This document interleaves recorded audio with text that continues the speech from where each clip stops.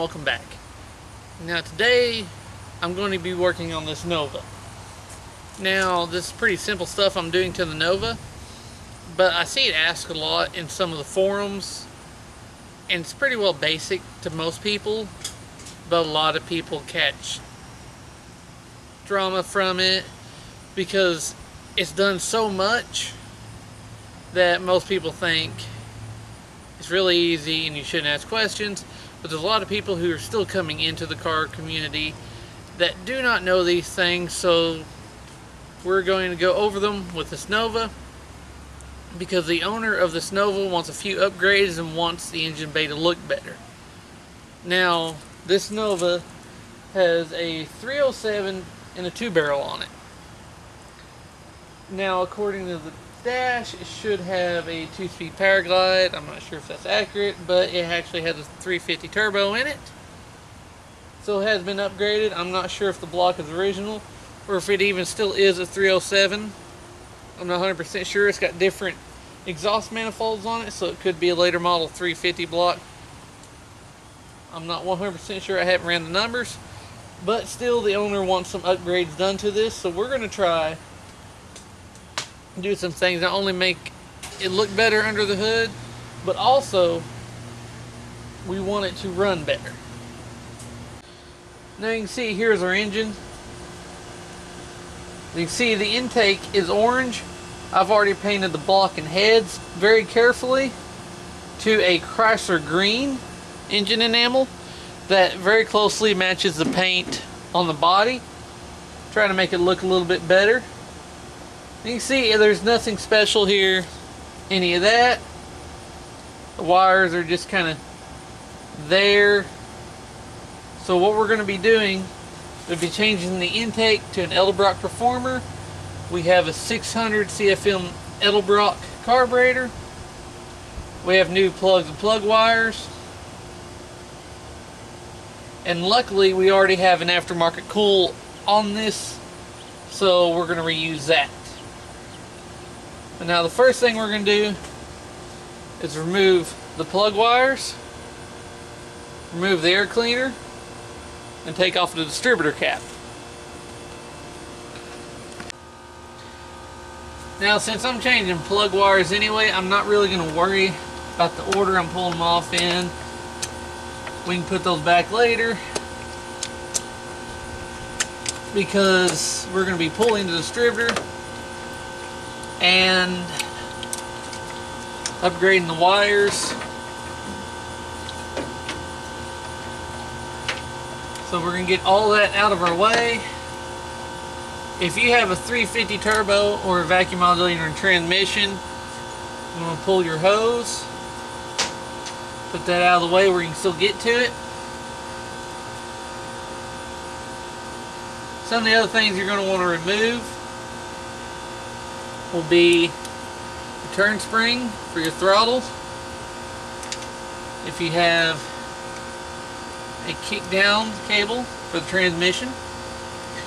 And you can see he bought this car as is, and the previous mechanics, whoever did this, really did some things in an odd way.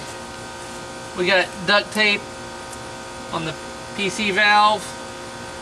We have the kick down up higher on the throttle bracket, and just kind of some random stuff that wasn't done exactly how I'd like to have it done, but we're going to change all that. We're going to pull our vacuum advance off the carb. We're going to remove these wires from the coil and keep them tucked up where we can actually reach them without them falling back behind there. Now if you have an HEI cap, all you have to do is unplug it from the HEI cap itself and move it out of the way. But if you have an external coil, just remove these two wires. And remember where you remove them from. Remember your positive, your negative. Just make sure you don't want to cross those. We're going to remove our throttle cable.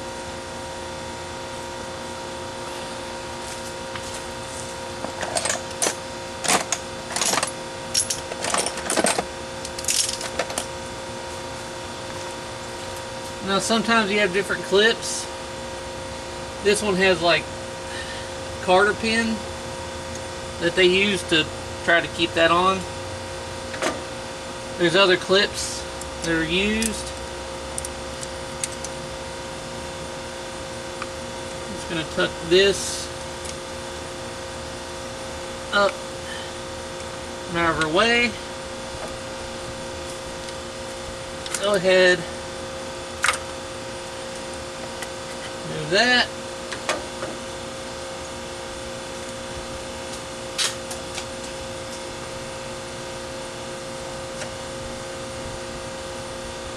Disconnect that.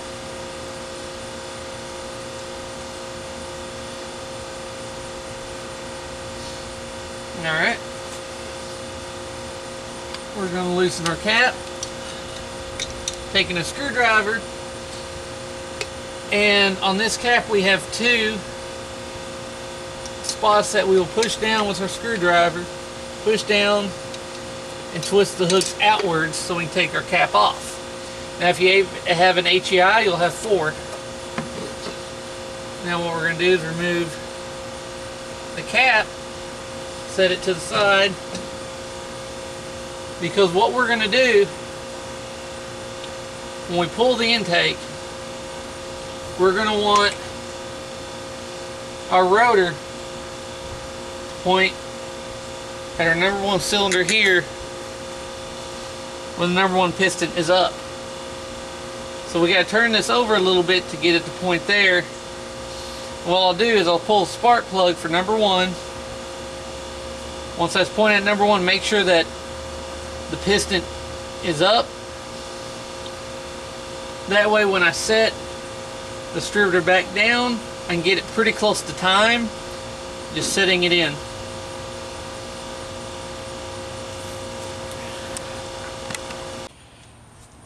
Alright, now what I did was get the number 1 piston up the top dead center on the compression stroke, and found that they have put the distributor in actually quite a bit off. So the number 1, they had it set different on the distributor. So now that I have number 1 up, I know where it's at.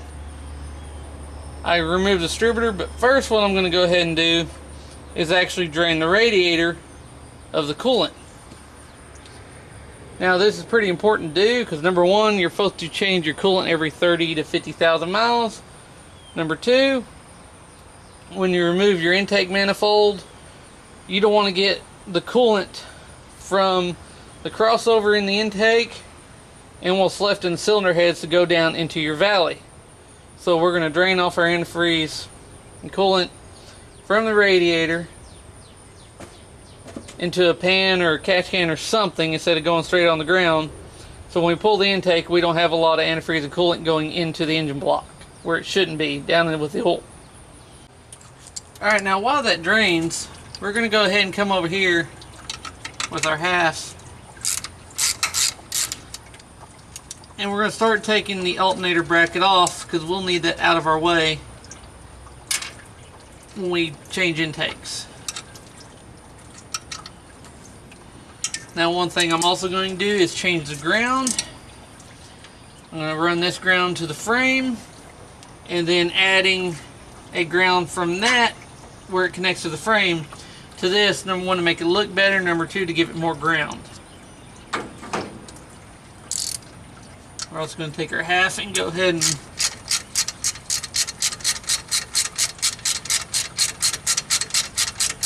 remove this bolt to the alternator.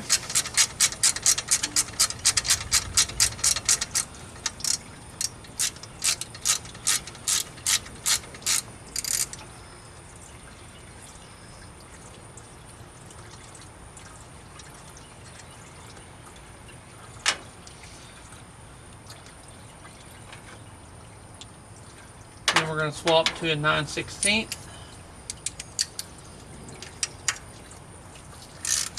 Take this bolt here off the thermostat housing off. And then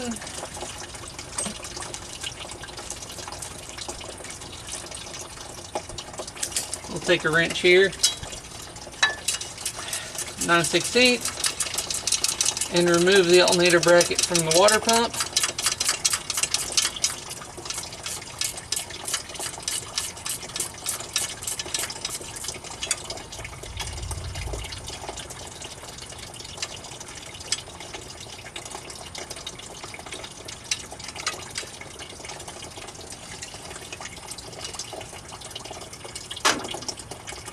Which some will have a spacer behind them, so make sure you don't drop it, just so you don't have to find it later.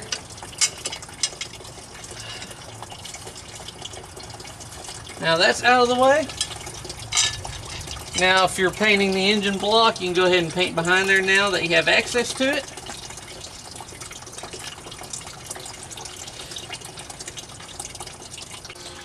Alright, now we're going to go ahead and remove our hose from the intake crossover to the heater core.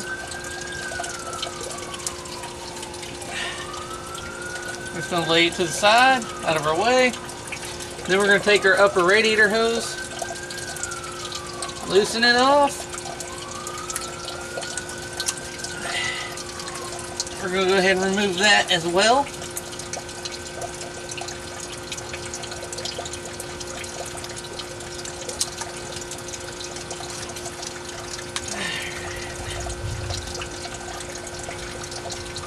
That was a little nasty. We are going to reuse this thermostat housing so that we still have correct angle with the hose. What we're going to do is clean it off on the inside and outside, and then we're going to paint it to match the engine block and heads.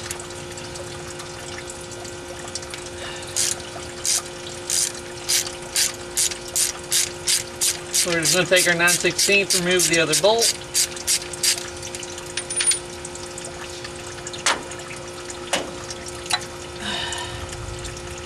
And there was no thermostat at all, but we will be upgrading to a 180-degree thermostat.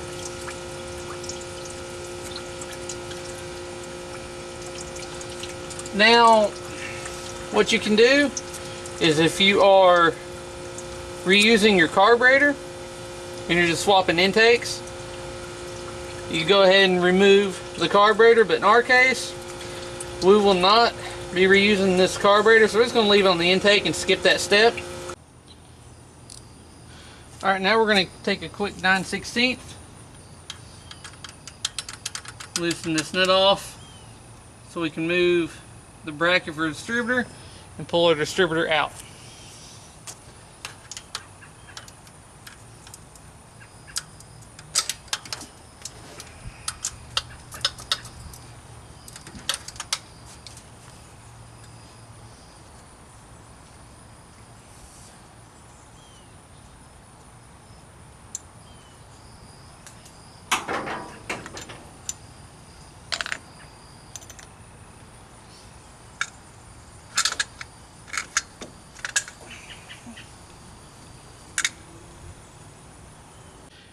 Alright, now we're going to move our throttle bracket.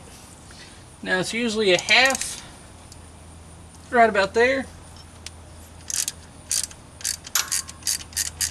Sometimes, in this case, we have a coil bracket, which is another half on the other side.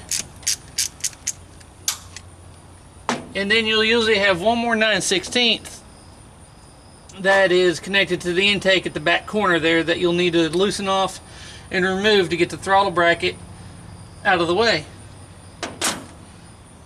Now we also have to remove our cables. Now you usually push that out,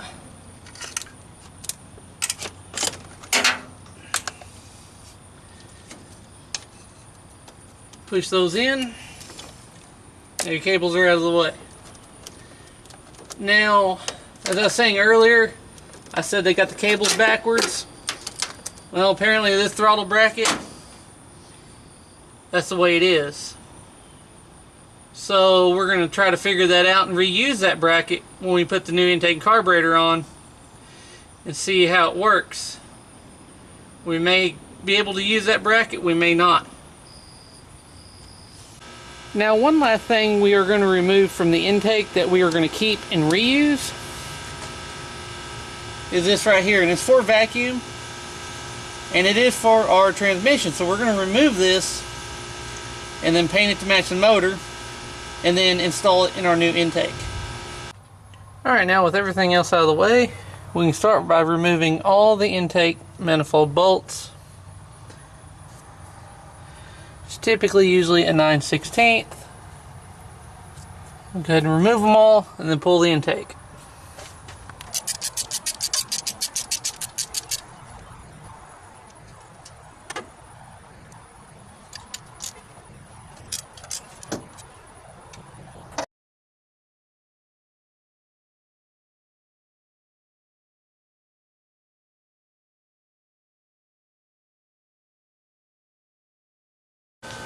Alright, now once you remove all the intake manifold bolts, you want to remove the intake manifold now. Sometimes this is pretty easy to lift up on. Other times, not so much. So sometimes you might have to take a big screwdriver and kind of start prying it slightly loose in areas around the corners and in front until you get it start coming loose.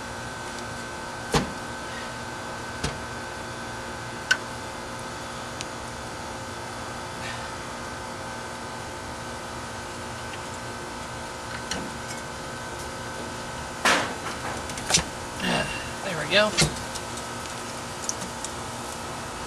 Alright. Now the stock cast iron ones with carburetor on them will still be kind of heavy. So if you're not that strong, you may want something laying around somewhere that you can sit it on as you take it off so you don't drop it and damage anything. We're going to grab right here in the back. Let's pick it up. Now what we're going to want to do is pull off our old gaskets, and they use the rubber seals here, which I will not use. Looks like they put on backwards anyway. But what we're going to do is go ahead and remove everything. If you see any little debris or anything in there, even if it's little, go ahead and make sure this is all clean. Make sure everything looks good before you put your intake back on. Let's go back. Make sure everything is completely clean. Don't drop anything in. And you're good. Alright, now we have our intake gaskets installed. We went ahead and installed these heat crossover restrictors. That way we still get some heat crossover for fuel atomization and better warm up times in the winter. But still ain't going to get a lot of heat at the bottom of the plenum.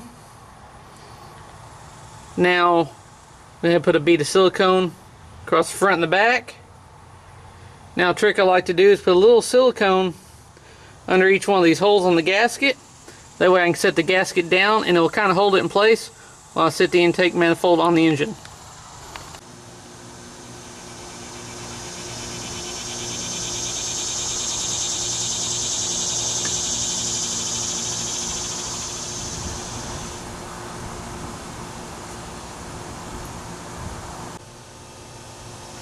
Alright, now we're going to start our intake bolts. Now, the ones we pulled off we're not going to reuse because they were mismatched. They were painted orange and all that. So we just went down to the parts store, got ourselves some new ones. And this is what we're going to use.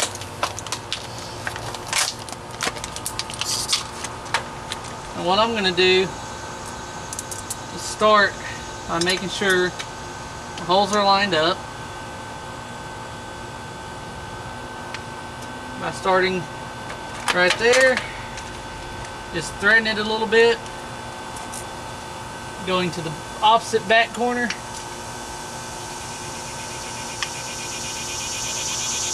starting it,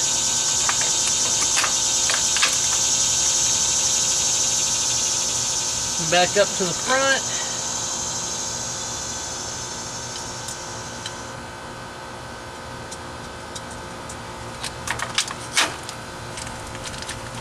And then crisscross again to the other corner.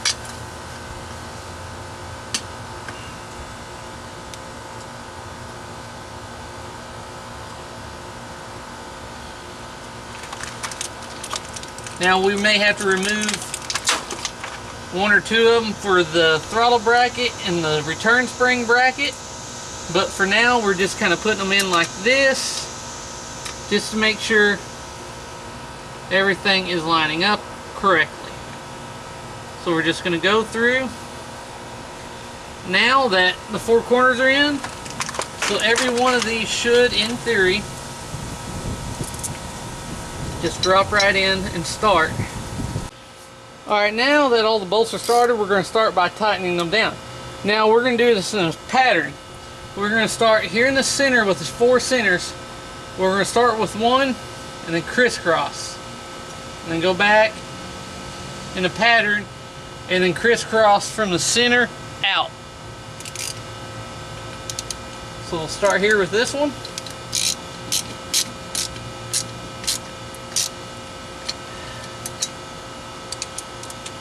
Get it good and snug. Crisscross over.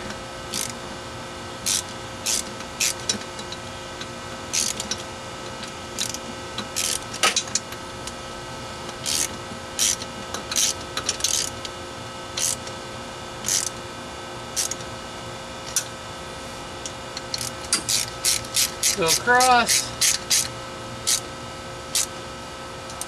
Snug it down. Cross over.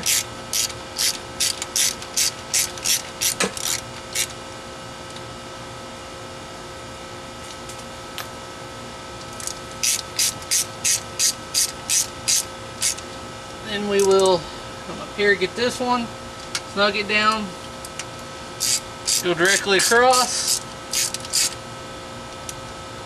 snug that one down, then come to the front two.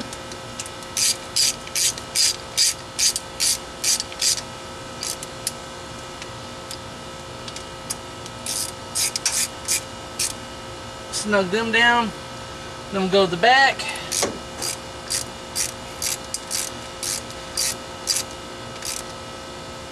Get the next to last one, then we'll cross over to the other side.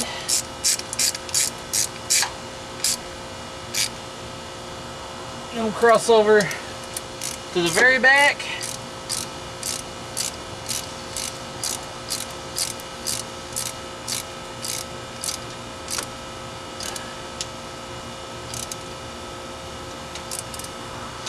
And cross over to the last one in the back. Now that they're all snug, I'm going to go back in the same pattern and get them tight. Now since we're going into cast iron heads and not aluminum, we really don't need to worry about the torques. But what we're going to do, go back to this one.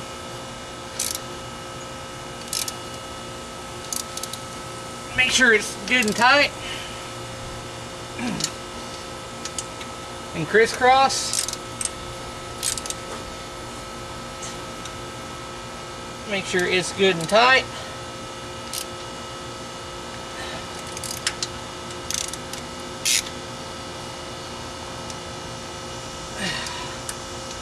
Crisscross over to here.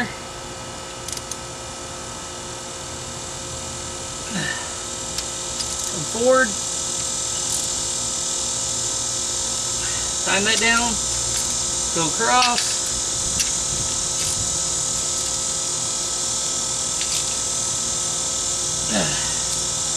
Put the last two on the front. Make sure they're tight. Go to the back. Start the same process. Closer to center, outwards. Make sure they're tight.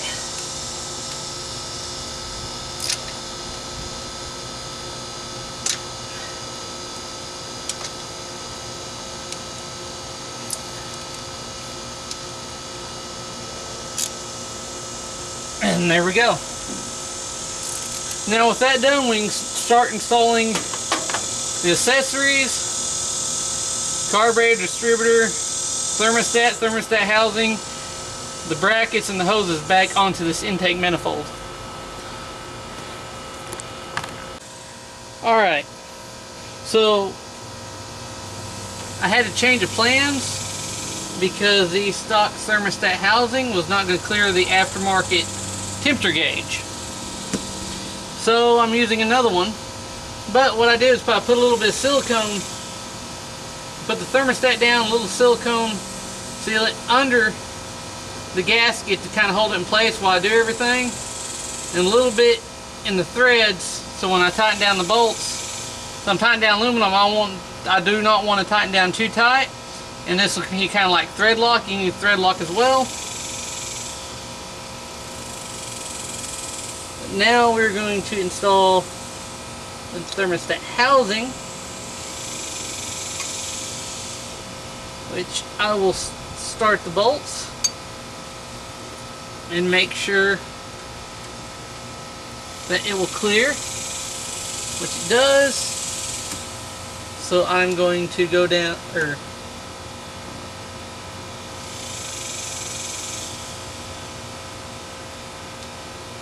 snug this one down. Now I got this started, and if you remember, our alternator bracket went that way, so I'm going to see if it'll even fit. So since it's lined up, take that back out, set it in.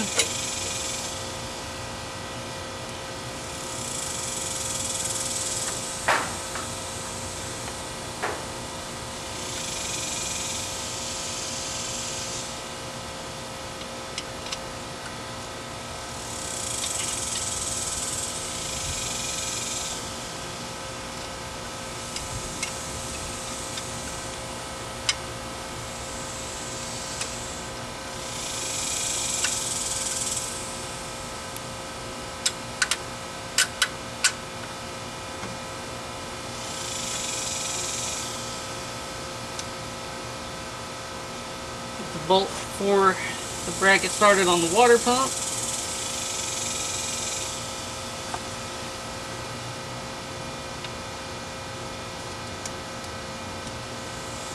Which it looks like we're going to have to leave this out for a second in order to line this up. Alright. Now we got that started.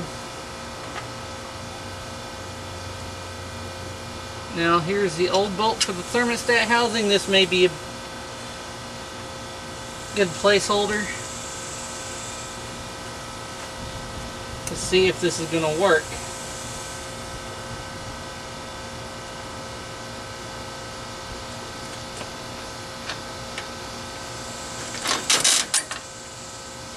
Let's try the alternator bolt.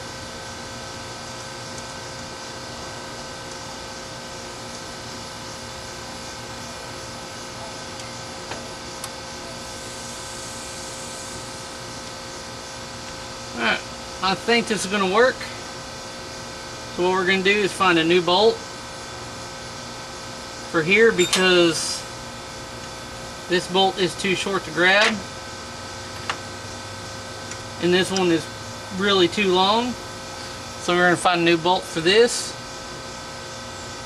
and tighten down the alternator bracket, and then move on to the next step. Alright, now we're going to reinstall our coil bracket and throttle bracket. With the throttle bracket, we'll have to remove that last intake manifold bolt and then reinstall it, which is not a big deal. And then we shall use our bolts for the coil bracket.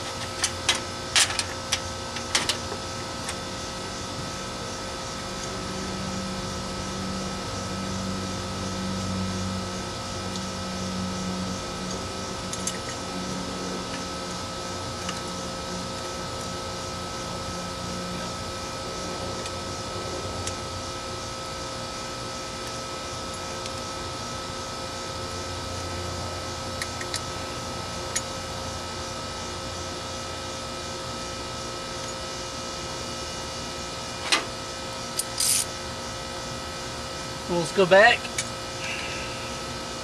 and tighten all three of those up.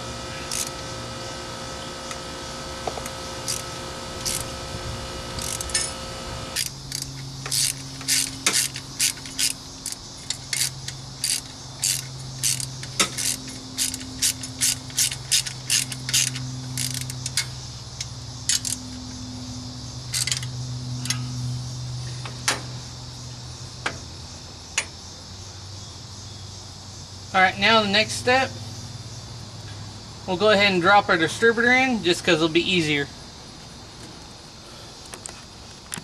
Alright, now to drop our distributor in, it helps when you have a large flathead screwdriver. So you can go down in here and feel for the oil pump shaft. There'll be a little slot, and then you can move it and spin it where you need it, because what's going to happen is the bottom of your distributor has a slot in it that's going to set into, and that's going to kind of determine where your rotor is pointing. So you want to make sure that, since we want to get it back to pointing at number one as close as possible, that we come back here and turn it in such a way to get back to number one. So you remember when we pulled the intake, it was actually pointed way off.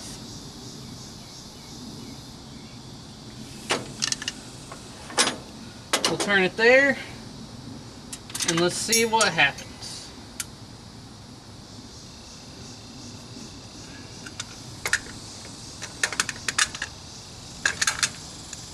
Now don't forget to put your new distributor gasket that comes with your intake gaskets here before you do this. Otherwise you're going to have to remove it and do it again.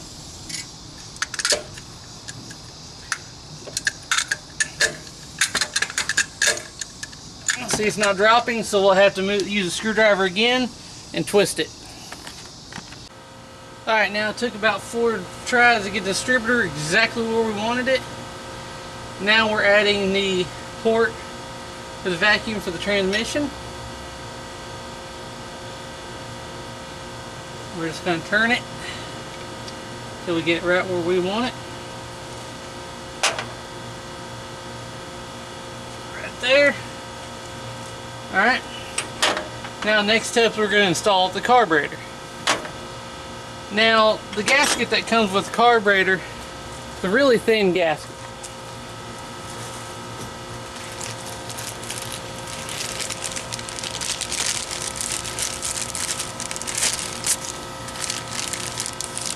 Thin, not much to it. Now I really don't like to use those unless they're on the bottom of a spacer. So what I did is I went ahead and got this much thicker heat insulation gasket. That way it keeps the heat from coming up to the carburetor. Now this gasket does come with studs to mount the carburetor, but unfortunately the kit did not come with the nuts. So right now I'm just going to be using bolts and lock washers to put the carburetor on. Alright, now something to note. When installing on a vehicle with power brakes, on the back side of the carburetor here, you'll want to put in a fitting in order to hook your vacuum line up to. This car does not have power brakes, so we installed the plug that came with the carburetor, so we won't have a vacuum leak there.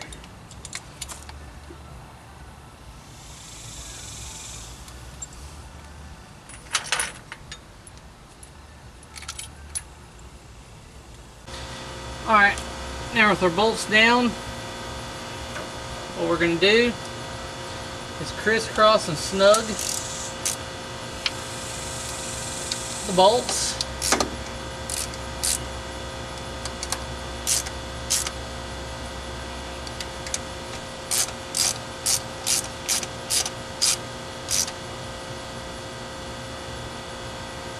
Now usually when I tighten these down, the way I like to do it, because we are going aluminum, start right here, my hand on here, not at the end, and just tighten it in a crisscross pattern.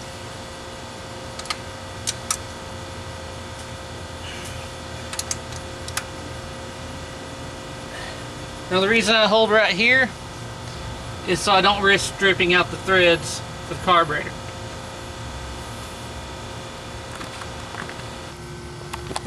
Alright, now as you can see, we got the carburetor bolted down. We went ahead and put our fuel line on, new fuel line, new fuel filter, new PVC valve line.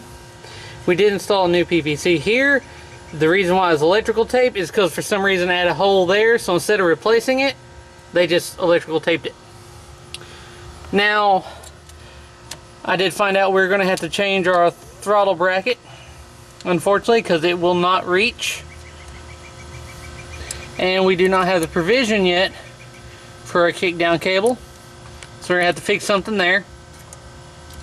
Now, to install the stock throttle cable onto this carburetor, I had to drill the hole out so it would fit over the supplied attachment here from Edelbrock.